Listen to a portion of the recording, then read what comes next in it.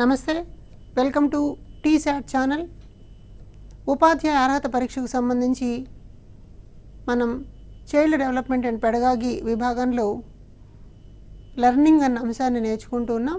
ఇందులో మనం భావన ఏర్పడడం అంటే ఏమిటి, స్మృతికి ఇది ఎలా దారితీస్తుందన్న విషయాలను ఈ సెషన్లో తెలుసుకుందాం. నేర్చుకోవడం అన్న అంశానికి ప్రేరణ, ఉద్దీపన, ప్రతిస్పందన యొక్క ప్రాధాన్యతను తెలియజేసే ప్రవర్తనవాద సిద్ధాంతాలు, అలాగే నిర్మాణాత్మకవాద సిద్ధాంతాల్లో అభ్యసనాత్మక సన్నివేశాలు ఉండాలి. తద్వారా పిల్లల విషయాలని అనుభవాల ద్వారా నేర్చుకుంటారు అని అన్నది మనకు తెలుస్తున్న విషయం. అయితే పిల్లలు తమ చుట్టూ ఉన్నటువంటి పరిసరాలను పరిశీలించడం ద్వారా జ్ఞానేంద్రియాలను ఉపయోగించి సమాచారాన్ని స్వీకరించి దాని నుంచి కొన్ని జ్ఞానము, నైపుణ్యాలు, వైఖరులు అన్నటువంటివి పెంపొందించుకుంటారు అని మనం అర్థం చేసుకున్నాం. అయితే ఒక సన్నివేశంలో పాల్గొన్నప్పుడు ఆ సన్నివేశంలో ఉన్నటువంటి విషయాలను ఒక భావన రూపంలో మనసులో పదిలపరుచుకోవాలి అన్నప్పుడు భావన అంటే ఏమిటి, ఇది ఎలా మనసులో పదిలపరుచుకోవడానికి అవకాశం వస్తుంది అన్న దాన్ని చూద్దాం. భావన అంటే మనం సామాన్య లక్షణాలు ఉండాలి అని అనుకుంటున్నాం. ఒక ఉమ్మడి లక్షణాలు ఉన్నప్పుడు తద్వారా ఒక భావన మనం ఏర్పరచుకోవడానికి అవకాశం వస్తుంది. ఇలాంటి దాన్ని మనం సామాన్య లక్షణాలు కలిగినటువంటి ఉద్దీపనా తరగతి అంటాం. ఒక వస్తువును లేదా ఒక వ్యక్తిని లేదా ఒక సంఘటనను, ఒక సన్నివేశాన్ని చూసినప్పుడు వాటిలో ఉన్నటువంటి ఉమ్మడి అంశాల ఆధారంగా మనం ఒక భావనని ఏర్పరచుకుంటాం. మన పాఠ్యపుస్తకాల్లో ఉండేటువంటి పాఠాలన్నిటిలో కూడా ఒక్కొక్క దాంట్లో కొన్ని రకాల భావనలు ఒక వరుస క్రమంలో అమర్చబడి కనిపిస్తాయి. ఒక భావన తర్వాత మరొక భావనని ఉపాధ్యాయుడు విభిన్న అభ్యసన ప్రక్రియలను కల్పించడం ద్వారా పిల్లలు నేర్చుకునేలాగా చేస్తారు. అయితే ఈ భావన ఏర్పడాలి అంటే మనకు ప్రధానమైంది ఒక మోటివేషన్ లేదా ఒక స్టిములస్, దీనిని ఉద్దీపన అంటాం. ఈ ఉద్దీపన ద్వారా మనం ఆ భావనలో ఎలాంటి పోలికలు ఉన్నాయి, ఏమేమి సంబంధాలు ఉన్నాయో గుర్తుపట్టుకుని తద్వారా భావనని ఏర్పాటు చేసుకునే ప్రయత్నం చేస్తాం. కాబట్టి ముందు ఒక విషయాన్ని పరిశీలించాలి అంటే అక్కడ ఒక సన్నివేశం ఉండాలి. ఆ సన్నివేశంలో విద్యార్థి పాల్గొనాలి. ఉదాహరణకు ఒక పిల్లవాడు మొబైల్ ఫోన్ గురించి చూస్తున్నాడు అనుకుందాం. కాబట్టి పిల్లవాడి చేతిలో ఒక మొబైల్ ఫోన్ వచ్చినప్పుడు వాడు దాన్ని గమనిస్తాడు. దాని ఆకారము, పరిమాణము, స్విచ్చెస్ ఎలా ఉన్నాయి, ఏమేమి ఆపరేషన్స్ అందులో ఉన్నాయి, ఏమి యాప్స్ ఉన్నాయి, ఇవన్నీ తెలుసుకుంటాడు. వాటి మధ్యన ఉన్నటువంటి సంబంధాలను గుర్తిస్తాడు. తద్వారా ఆ మొబైల్ అప్లికేషన్స్కి సంబంధించినటువంటి భావన ఏర్పరచుకుంటాడు. ఒక కుర్చీని చూసినప్పుడు దీనికి 4 కాళ్ళు ఉన్నాయి, హ్యాండ్ రెస్ట్ ఉంది, అలాగే సీటు స్మూత్గా ఉంది, ఇలాంటివన్నీ గమనిస్తాడు. తద్వారా కుర్చీ అన్న వస్తువు పట్ల ఒక భావనని ఏర్పరచుకుంటాడు. కాబట్టి వస్తువును చూడడము, ఆ చూసిన దాన్ని అర్థం చేసుకోవడం, దాని యొక్క గుణగణాలను పరిశీలించడము, దానిలో పోలికలు, భేదాలు ఏమేమి ఉన్నాయో చూడడం ద్వారా ఒక విషయం పట్ల లేదా వస్తువు పట్ల భావన అన్నది ఏర్పడుతుందన్నమాట. కొన్నిసార్లు ప్రత్యక్ష అనుభవాల ద్వారా మనం భావనని ఏర్పరచుకోవడానికి అవకాశం వస్తుంది. అంటే తరగతి గదిలో రకరకాల అభ్యసన ప్రక్రియలు కల్పిస్తారు. ఉదాహరణకి ఉపాధ్యాయుడు 4, 2 కలిపితే ఎంత అవుతుంది అన్నప్పుడు 4, 2 అన్నటువంటి అంకెలు అమూర్తమైనటువంటి అంకెలు. ఇక్కడ భావన ఏర్పడడం కష్టమవుతుంది. అంచేత ఉపాధ్యాయుడు ఏం చేస్తాడు, దాని స్థానంలో ప్రత్యామ్నాయంగా బోధనోపకరణాలను ఉంచుతాడు. ఉదాహరణకి 4 రాళ్ళు, 2 రాళ్ళు, 4 పుల్లలు, 2 పుల్లలు, 4 పెన్నులు, 2 పెన్నులు, 4 గోళీలు, 2 గోళీలు, ఇలా వస్తు రూపంతో అన్వయం చేస్తాడు. ఈ వస్తువుల ద్వారా సంఖ్యలని అసోసియేట్ చేసుకోవడం ద్వారా 4 అంటే 4 వస్తువులు అన్న భావన ఏర్పడుతుంది. దానికి 2 కలపడం అన్నటువంటి దాన్ని ఇక్కడ ఉండేటువంటి వస్తువును తీసి ఒక డబ్బాలో వేయడం లేదా వాటి మొత్తంగా చూడడం చేస్తాడు. కాబట్టి అక్కడ ఒక కార్యక్రమాన్ని, ఒక కృత్యాన్ని చేస్తాడు. తద్వారా 6 అన్నటువంటి భావనకు వస్తాడనమాట. కాబట్టి భావన ఏర్పడాలి అని అంటే ఒక ప్రత్యక్ష అనుభవాన్ని, ఒక కృత్యాన్ని పాల్గొనడానికి అవకాశాన్ని మనం కల్పించాలి. అయితే కొన్ని సందర్భాల్లో భావనలు మనం నేరుగా తెలుసుకోవడానికి వీలు లేని విషయాలుగా ఉంటాయి. అలాంటి సందర్భాల్లో పరోక్ష భావన అంటాం. అంటే పరోక్ష అభ్యసన సన్నివేశాన్ని కల్పించడం ద్వారా భావన ఏర్పడేటువంటి పద్ధతి. ఉదాహరణకు ప్రజాస్వామ్యము అన్నాం అనుకోండి, ఇది ఒక అమూర్త భావన. ఈ అమూర్త భావనను అర్థం చేసుకోవడానికి తరగతి గదిలో ఒక అభ్యసన సన్నివేశాన్ని సృష్టించడం, తద్వారా ప్రజాస్వామ్యము అంటే ఏమిటో అర్థం చెప్పడం, ఎలా దాన్ని మనం అన్వయం చేసుకోవాలన్న విషయాలను నేర్పడం జరుగుతుంది. కాబట్టి ప్రత్యక్ష అనుభవాల ద్వారా భావనలు ఏర్పడతాయి. పరోక్ష అనుభవాలు ఉన్నప్పుడు దానికి బోధనా సామగ్రిని ఉపయోగించడం ద్వారా పిల్లలకు భావన కలిగేలాగా చేస్తాం. కాబట్టి ఏ భావన ఏర్పడాలన్నా ఉద్దీపన అన్నది అవసరమని మనకు కనిపిస్తుంది. ఇలాంటి భావనలు ఎన్ని రకాలుగా ఉంటాయి మనం చూసినప్పుడు కొన్ని సరళ భావనలు అంటాం. సరళ భావన అంటే ఒక వస్తువును చూడగానే తక్షణం ఏర్పడేటువంటి భావన. ఉదాహరణకు దువ్వెన అన్నాం అనుకోండి. దువ్వెన అన్న వస్తువును చూడగానే ఇది దాని పళ్ళు కలిగి ఉంది, తలదూకోవడానికి పనికొస్తుంది అని చెప్పి అర్థం చేసుకుంటాడు. అంటే సరళంగా ఉన్న వస్తువుని సులభంగా చూడడం ద్వారా కలిగేటువంటి భావన. పెన్ను చూడగానే దీనికి ఒక క్యాప్ ఉంటుంది, లోపల ఇంక్ ఉంటుంది, రాసుకోవడానికి రీఫిల్ ఉంటుంది. ఇలాంటి వాటిని మనం ఒకటి కన్నా ఎక్కువైనటువంటి అంశాల ద్వారా విశ్లేషించుకొని చూస్తే దానిని సంక్లిష్ట భావన అంటాం. అంటే ఎక్కువ ఉద్దీపనల వల్ల ఏర్పడేటువంటి భావన. దాని వెనకాల చాలా ఉంటాయి. ఉదాహరణకి ఎర్ర గులాబీ అని అన్నాం అనుకోండి. అంటే గులాబీ పువ్వు అన్నప్పుడు సరళ భావన అయితే, ఎర్ర గులాబీ అన్నప్పుడు ఈ గులాబీ పువ్వుకు ఒక రంగు ఉందని, దానికి ఒక వాసన ఉందని, అలాగే కింద ముళ్ళు ఉంటాయని, రేకులు మెత్తగా ఉంటాయని, ఇలా చాలా రకాలైనటువంటి అంశాలన్నింటినీ కూడా అన్వయం చేసుకుని చూస్తే దానిని సంక్లిష్ట భావన అంటాం. అంటే పెన్ను అన్నటువంటి దాన్ని మాత్రమే చూసినప్పుడు సరళ భావన. పెన్నుకు ఒక క్యాప్ ఉంటుంది, రీఫిల్ ఉంటుంది, రీఫిల్లో ఇంక్ ఉంటుంది, వెనకాల ఒక చిన్న హోల్ ఉంటుంది, ఈ గాలి లోపలికి వెళ్ళడం ద్వారా ఇంక్ ముందుకు కదులుతుంది. ఇలాంటివన్నీ కలుపుకొని చూసినప్పుడు అది సంక్లిష్ట భావన అవుతుందన్నమాట.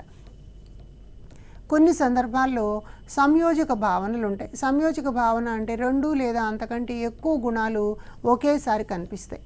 అంటే దాన్ని చూసేటప్పుడు ఏం చేస్తాము, దానిలో రెండు అంశాలని కలుపుకుని చూడాల్సి వస్తుంది. ఉదాహరణకి మనం నలుపు రంగు చొక్కా అని అన్నాం అనుకోండి.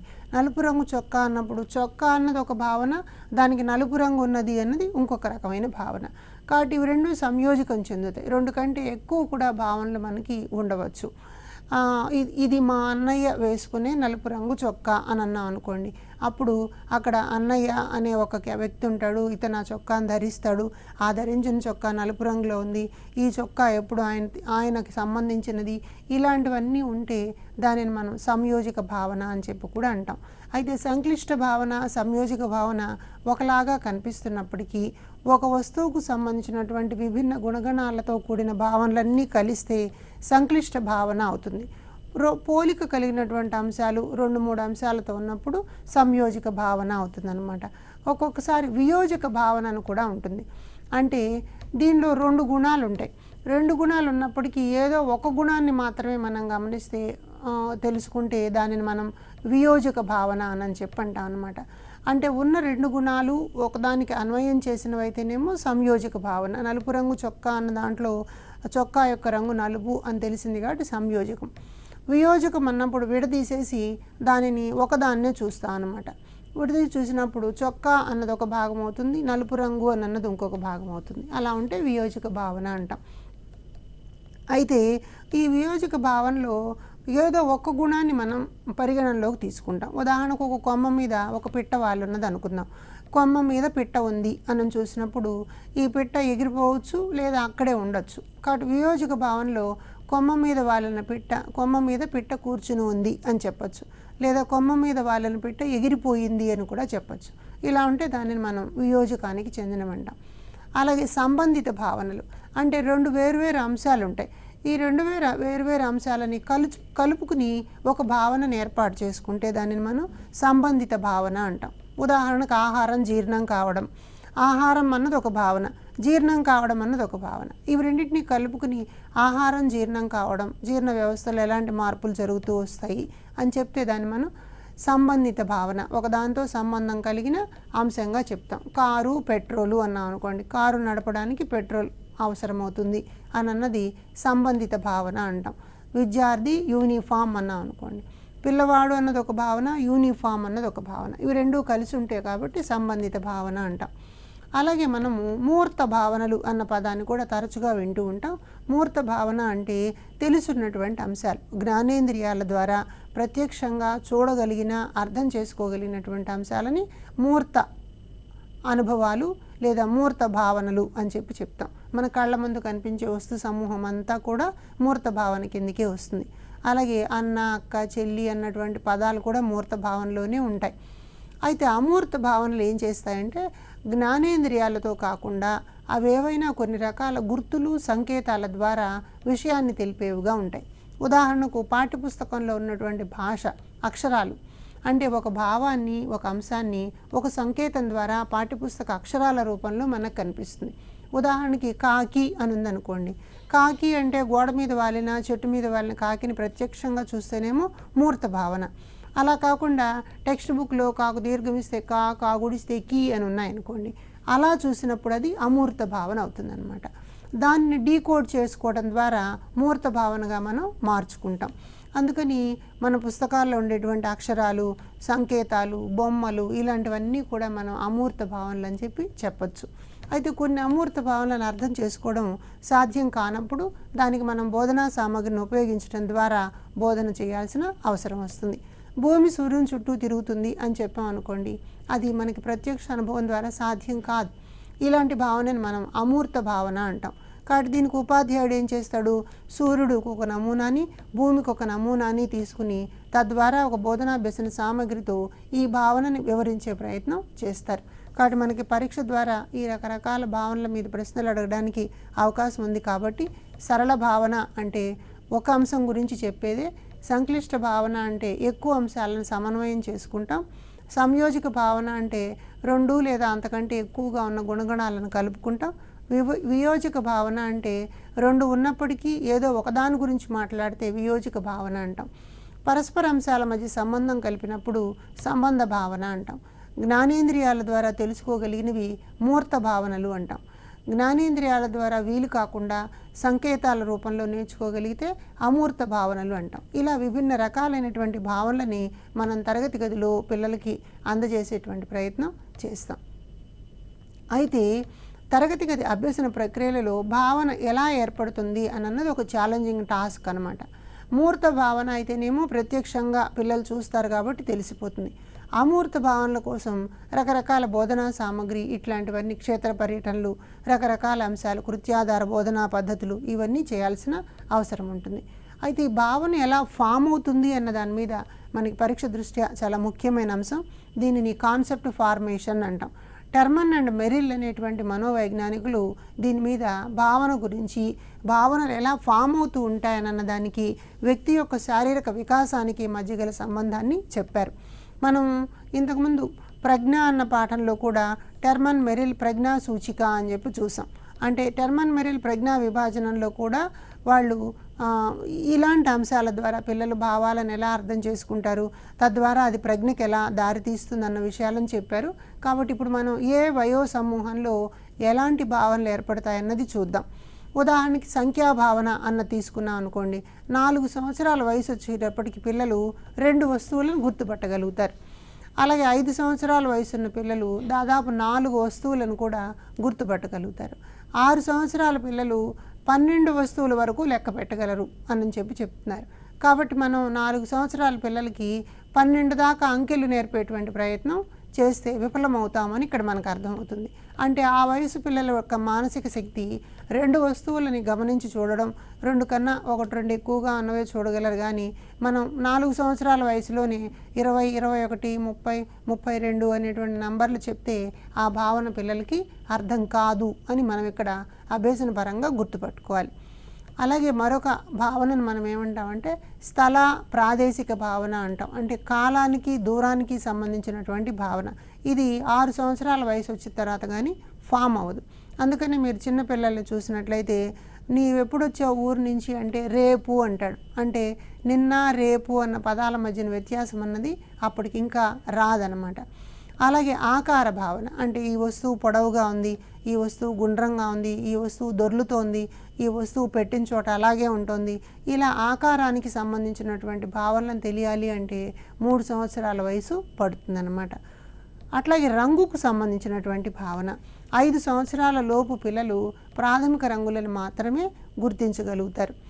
డబ్బుకు సంబంధించినటువంటి భావన 8 సంవత్సరాల వయసు వస్తే కానీ పిల్లలకు అర్థం కాదు అని చెప్పి మనం టెర్మన్ మెరిల్ ప్రజ్ఞా విభాజనాన్ని తెలియజేసినటువంటి వాళ్ళు భావన ఎలా నిర్మితమవుతుంది అన్నది సూచించారు. కాబట్టి ఆయా వయో సమూహాలలో ఆయా భావనలని అర్థం చేయడానికి కావలసిన పాఠ్యాంశాలని ప్రవేశపెట్టాల్సిన అవసరం ఉందన్నమాట. కాబట్టి మనం భావన ఏర్పడేటువంటి అంశాన్ని పరిశీలించి చూస్తే ఎట్లా ఏర్పడతాయి ఈ భావనలు అని అన్నదాన్ని మనం గమనించుకోవాల్సిన అవసరం ఉంది. బంధాలను ఏర్పరచడం అని అన్నది ఒక భావన ఏర్పడేటువంటి ప్రక్రియ. అంటే రెండు అంశాల మధ్యన ఏదైనా ఒక బంధాన్ని ఏర్పడేలాగా చూస్తే అది భావన ఏర్పడుతుంది. ఉదాహరణకి కలర్ పెన్సిల్స్ ఉన్నాయి. కలర్ పెన్సిల్స్తో రంగు వేసుకోవచ్చు అని చెప్పాం అనుకోండి. మొదట ఒక బొమ్మను ఇచ్చినప్పుడు బొమ్మకు రంగులు వేస్తారు, రెండో బొమ్మకు కూడా రంగులు వేసుకుంటారు. ఫైనల్గా వాళ్ళు ఏం అర్థం చేసుకుంటారు, రంగు పెన్సిళ్ళ ద్వారా రంగులు వేసుకోవడానికి వీలవుతుంది అని ఒక భావనని ఏర్పాటు చేసుకుంటారు. సంబంధాలు ఏర్పడుతూ ఉంటాయి.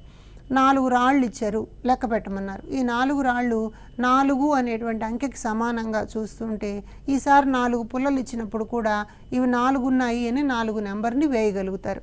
తద్వారా బంధాలను ఏర్పరచుకోవడం అన్నది వస్తుంది. భావన ఏర్పడాలి అంటే అర్థాలను చెప్పాలంటారు. కొన్ని సందర్భాల్లో ఆ విషయం అర్థం కావడానికి కొన్ని సంక్లిష్ట పరిస్థితులు ఉంటాయి. అంటే ఉదాహరణకి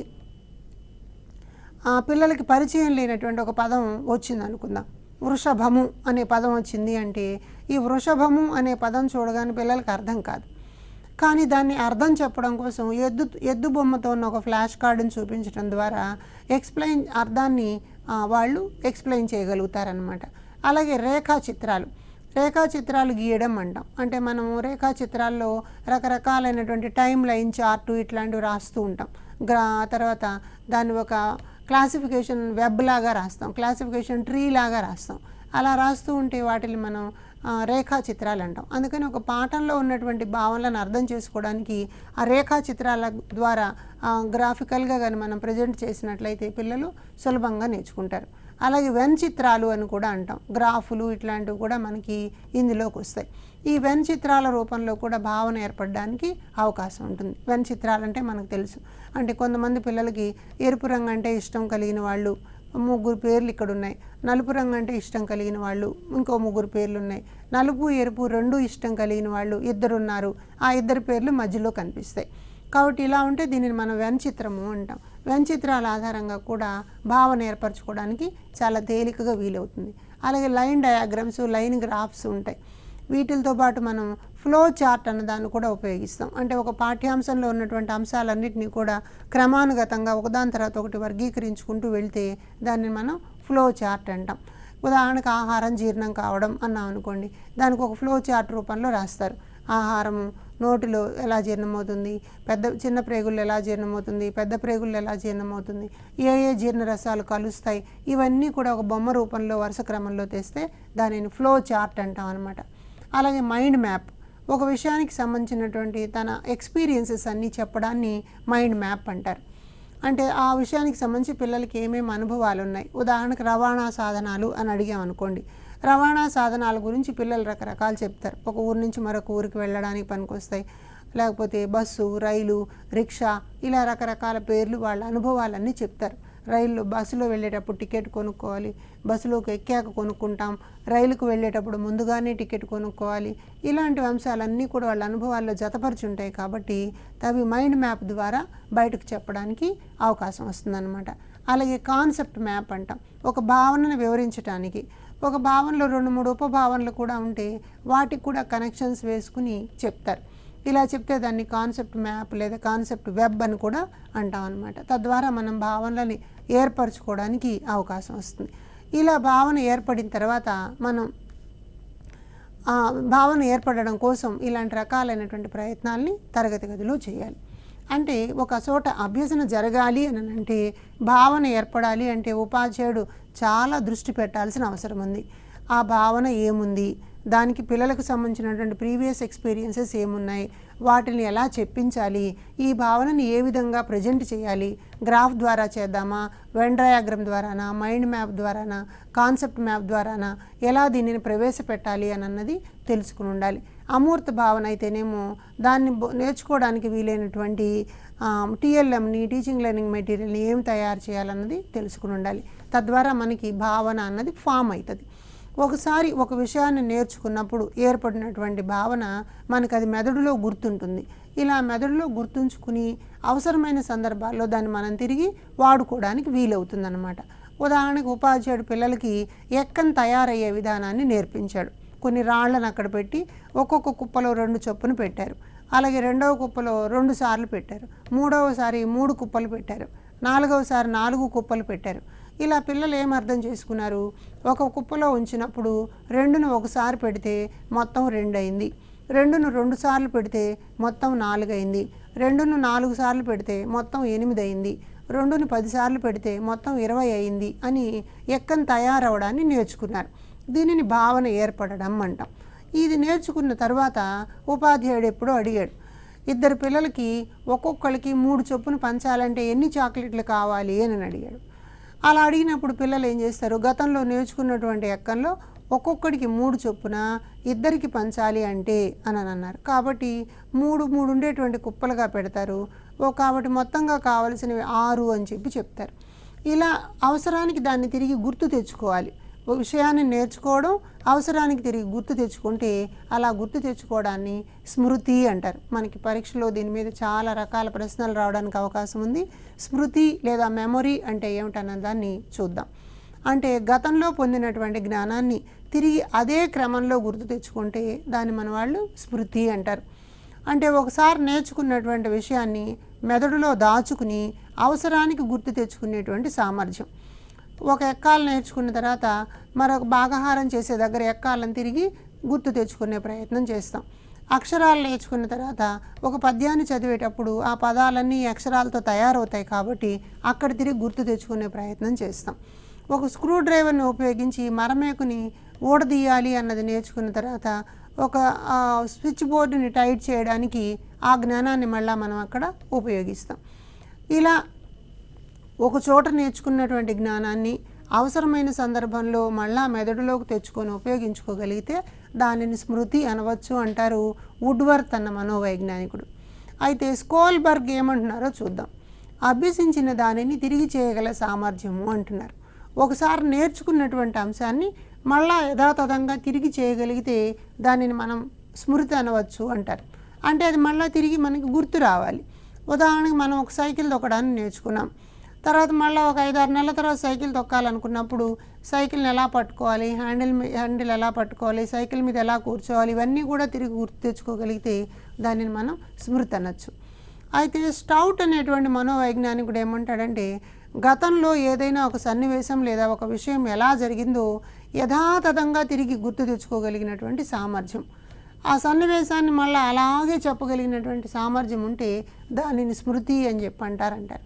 చాలామంది చెప్తూ ఉంటారు, మేము ఆ ఊర్లో ఉన్నప్పుడు ఇలా జరిగింది అని. అంటే గతాన్ని గుర్తు తెచ్చుకుని చెప్పే ప్రయత్నం. అందుకని రైబర్న్ మనోవైజ్ఞానికుడు ఏమంటున్నాడు, గత అనుభవాలను మెదడులో దాచుకొని అవసరమైనప్పుడు చేతనలోనికి తెచ్చుకోవడం అంటాడు. కాబట్టి స్మృతి ఏర్పడాలి అంటే ఇక్కడ 2 అంశాలు మనకు కనిపిస్తున్నాయి. ఒకటేమో గతంలో ఒక అనుభవాన్ని మనం పొంది ఉండాలి. ఆ అనుభవం ద్వారా మెదడులో కొన్ని సంకేతాల రూపంలో స్మృతి నిల్వ కావాలి. తర్వాత మళ్ళీ గుర్తు తెచ్చుకోవడానికి వీలుగా మరొక సన్నివేశంలో పాల్గొనగలగాలి. కాబట్టి 3 వరుసగా ఉన్నప్పుడు స్మృతి అన్నది వస్తుంది అని అంటాడు రైబర్న్. అయితే ఇలాంటి స్మృతి గాల్టన్ ఏం చెప్పాడంటే స్మృతి మీద రకరకాల ప్రయోగాలు చేశాడు ఈయన ఏమంటాడు, జ్ఞానేంద్రియాల ద్వారా ఏదైనా సమాచారాన్ని సేకరించి అది సంకేతాల రూపంలో మెదడులో దాచుకోబడుతుంది, ఇది తిరిగి సన్నివేశాలలో ఉపయోగించుకోబడుతుంది అంటాడు గాల్టన్. కాబట్టి స్మృతి మీద శాస్త్రీయ పద్ధతిలో ప్రయోగాలు చేసినటువంటి వాళ్ళల్లో గాల్టన్ ముఖ్యుడు. ఈయన ఒక గ్రంథం కూడా రాశాడు, enquiry into human faculty and its development అని. ఈ human faculty and its development గ్రంథంలో గాల్టన్ స్మృతి గురించి కొన్ని ప్రధాన అంశాలు చర్చించాడు. ఈయన ఏమంటాడంటే ఒక సన్నివేశము లేదా సందర్భంలో వ్యక్తి పాల్గొన్నప్పుడు మెదడులో అది కొన్ని సంకేతాల రూపంలో నిల్వ ఉంటుంది అంటాడు. ఆ సంకేతాలని ఎన్గ్రామ్లు లేదా స్మృతి చిహ్నాలు అంటారు. ఒక విషయాన్ని చూసిన తర్వాత దాంట్లో మెదడులో ఒక సంకేతం, ఒక గుర్తు రూపంలో అది ఏర్పడుతుంది. ఉదాహరణకి మొదటిసారిగా ఒక పిల్లవాడు మేక అనేటువంటి ఒక జంతువుని చూశాడు అనుకుందాం.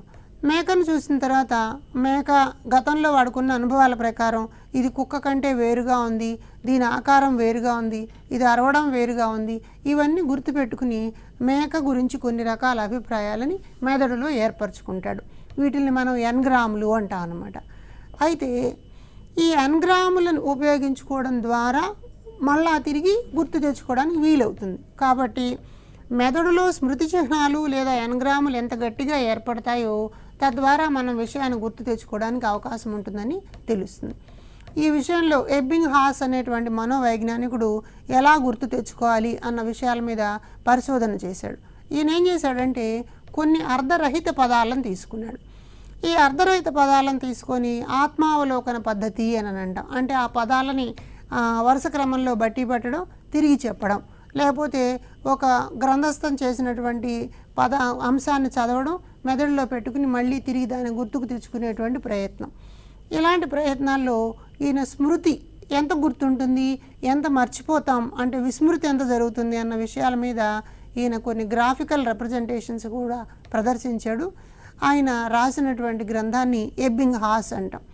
ఇక్కడ ఎబ్బింగ్హాస్ రాసినటువంటి గ్రంథాన్ని ఆన్ మెమరీ అంటాం అన్నమాట. ఇక్కడ 2 అంశాలు ఉన్నాయి. గాల్టన్ మొట్టమొదటిసారిగా స్మృతిపై శాస్త్రీయ ప్రయోగాలు చేశాడు. ఆయన రాసిన గ్రంథం enquiry into human faculty and its development. Ebbinghaus చేసినటువంటి గ్రంథం పేరు ఆన్ మెమరీ. ఇవి 2 కూడా మన పరీక్ష దృష్ట్యా ముఖ్యమైనటువంటి. స్మృతి ఎలా ఏర్పడుతుంది అని చూసినప్పుడు ముందు ఒక అనుభవం లేదా సన్నివేశం జరుగుతుంది. ఆ సన్నివేశంలో వ్యక్తి పాల్గొంటాడు. అది ఒక ఉద్దీపనలాగా మెదడు మీద ఒక మార్పుని కలిగిస్తుంది. తద్వారా నాడీ వ్యవస్థలో కొన్ని మార్పులు వస్తాయి. అంతిమంగా ప్రవర్తనలో కూడా మార్పులు వస్తాయి. కాబట్టి స్మృతి జరిగింది అంటే మెదడులో ఒక ముద్రలు ఏర్పడడం, తద్వారా నాడీ వ్యవస్థలో మార్పులు రావడం, ప్రవర్తనలో కూడా మార్పులు రావడం. కాబట్టి స్మృతి నిర్మాణంలో ఈ 3 దశలు ఉన్నాయి. గతంలో అడిగిన ప్రశ్న స్మృతి నిర్మాణానికి చెందని దశ అన్నారు. ఈ 3 ఏమిటి?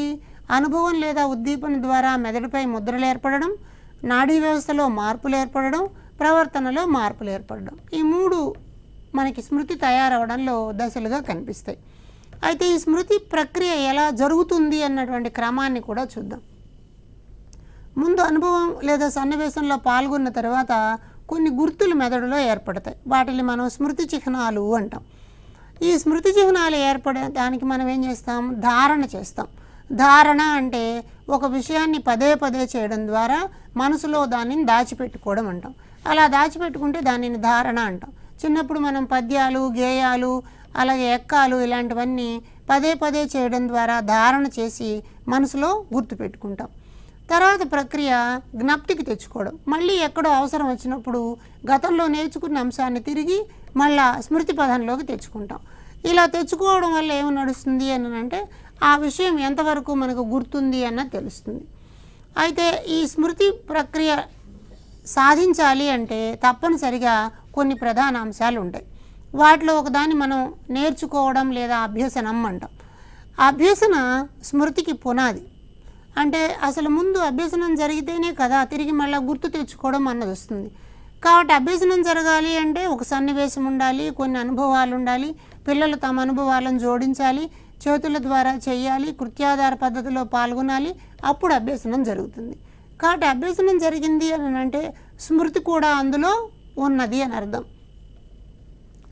మనం ఎంత మంచి నాణ్యమైనటువంటి బోధనా పద్ధతులు ఉపయోగిస్తామన్న దాన్ని బట్టి ఆ స్మృతి స్థాయి కూడా ఉంటుంది. ఉదాహరణకి మూర్త భావనలు ఉన్నప్పటికీ కూడా దానిని పిల్లలకి ఆకర్షణీయంగా ఉండేటువంటి కార్డుల రూపంలో, కథల రూపంలో, గేయాల రూపంలో చెప్పినప్పుడు ఆ భావన మంచి స్మృతిగా నిలబడుతుంది. ఒకవేళ అమూర్త భావనలు ఉన్నప్పటికీ వాటిని మనం పరోక్ష అనుభవాల ద్వారా రకరకాలైనటువంటి సన్నివేశాలను సృష్టించడము, సామగ్రిని ఉపయోగించడము, బోధనా పద్ధతులను మార్చుకోవడం ద్వారా మనం ఈ స్మృతిని పెంపొందించుకోవడానికి, ధారణను పెంపొందించుకోవడానికి అవకాశం వస్తుంది. అయితే ఈ ధారణ ఎలా ఉంది లేదు అని మనకు అర్థమవ్వాలి. పిల్లల్లో ధారణ ఉందా లేదా? ఒక పాఠ్యాంశాలు సగం అయిపోయాయి, లేకపోతే ఒక 6 నెలల సిలబస్ అయిపోయింది, 9 నెలల పాఠ్యాంశాలు అయిపోయినాయి అని అనుకుందాం. అప్పటికి పిల్లల్లో ఎంత ధారణ ఉన్నది అని తెలుసుకోవాలి అంటే కొన్ని రకాలైనటువంటి మనోవైజ్ఞానిక పద్ధతులు ఉంటాయి. వాటిల్లో ఒకదాన్ని మనం పునఃస్మరణ అంటాం. పునఃస్మరణ మళ్ళీ తిరిగి స్మరిస్తూ ఉండడం. ఇంకొక దాన్ని గుర్తింపు పద్ధతి అంటున్నాం, ఇంకోటి పునరభ్యసనం అంటున్నాం. ఇవి ప్రధానంగా స్మృతిలో ఉండేటువంటి అంశాలు. ధారణం తెలుసుకోవడానికి పనికొచ్చేటువంటి పునఃస్మరణ అంటే ఒకసారి ఒక అంశాన్ని మనం నేర్చుకుంటే, అంటే అది ప్రత్యక్ష అనుభవాల ద్వారా నేర్చుకోవచ్చు, పరోక్ష అనుభవాల ద్వారా నేర్చుకోవచ్చు. ఇలా నేర్చుకుంటే ఆ నేర్చుకున్నటువంటి దాన్ని ఇతరులు ఎలాంటి సహకారం లేకుండా కానీ గుర్తుపెట్టుకోగలిగితే దానిని మనం పునఃస్మరణ అంటాం. అంటే గతంలో నేర్చుకున్న దానిని తిరిగి గుర్తు తెచ్చుకునేటువంటి శక్తిని పునఃస్మరణ అని చెప్పచ్చు. అయితే ఈ పునఃస్మరణని ఎలా కొలుస్తారు అని అన్నది ఇక్కడ కీలకం. పునఃస్మరణని కొలవాలి అని అంటే అశాబ్దిక పునఃస్మరణ, శాబ్దిక పునఃస్మరణ అని 2 రకాల పద్ధతులు ఉంటాయి. అశాబ్దిక పునఃస్మరణ అంటే సంకేతాలు, గుర్తులు ఇలాంటి వాటి ద్వారా కొలుస్తారు. ఇవి అంతగా మేధస్సు లేనటువంటి వాళ్ళు చిన్నపిల్లల్లో ఉండేటువంటి ధారణను గుర్తించడానికి వాడతారు. శాబ్దిక పునఃస్మరణలు ఏం చేస్తారంటే రకరకాల అంకెల అక్షరాల రూపంలో ధారణను గుర్తిస్తారు. కాబట్టి పునఃస్మరణ ద్వారా లెక్క పెట్టాలి అంటే పునఃస్మరణను ధారణ ఎలా లెక్క పెట్టాలి అంటే మొత్తం గుర్తుకు తెచ్చుకున్నటువంటి అంశాలన్నీ, నేర్చుకున్నటువంటి అంశాలన్నీ ఇంటూ మొత్తము అన్న దాని ద్వారా మనం దాన్ని లెక్క పెడతాం. కాబట్టి ఉదాహరణకు ఒక 40 అంశాలు ఉన్నాయనుకోండి, 40 అంశాల్లో మనకి ఇప్పుడు 10 అంశాలే గుర్తుకొచ్చాయి. కాబట్టి 10/40 × 100 ఈ రకపు సూత్రం ద్వారా మనం శాబ్దిక పునఃస్మరణని లెక్క పెడతాం. కాబట్టి స్మృతి అని అన్న దాంట్లో మెదడులో ఏర్పడేటువంటి స్మృతి చిహ్నాల ఆధారంగా అవసరమైన సందర్భంలో తిరిగి గుర్తుకు తెచ్చుకునేటువంటి సామర్థ్యము అని చెప్తాం. స్మృతి ఏర్పడాలి అంటే మెదడుపై ఎన్గ్రాములు ఏర్పడాలి, నాడీ వ్యవస్థలో మార్పులు జరగాలి, తద్వారా ప్రవర్తనలో మార్పులు జరగాలి అంటున్నాం. స్మృతి రావాలి అని అంటే ఏర్పడినటువంటి స్మృతి చిహ్నాలు ఉండాలి, వాటిని నిరంతరం నిలుపుకోవడానికి ధారణ చేస్తూ ఉండాలి, అవసరమైనప్పుడు అప్పుడప్పుడు జ్ఞప్తి తెచ్చుకుంటుంటే విషయం స్మృతి పదంలో ఉంటుంది అని మనకి తెలుస్తుంది అన్నమాట. కాబట్టి ఈ విషయంలో కూడా పరీక్షలో ప్రశ్నలు అడగడానికి అవకాశం ఉన్నాయి. భావనలను ఒకసారి జాగ్రత్తగా రాసుకుని తదనుగుణంగా ఇక్కడ నేరుగా ఉండే ప్రశ్నలకి ఎక్కువ అవకాశం ఉంది. కాబట్టి విషయాన్ని చదివి మనం సమాధానం రాయడం సులభతరం అవుతుందని ఆశిస్తూ ఈ సెషన్ ఇంతటితో ముగిస్తున్నాను. ధన్యవాదాలు.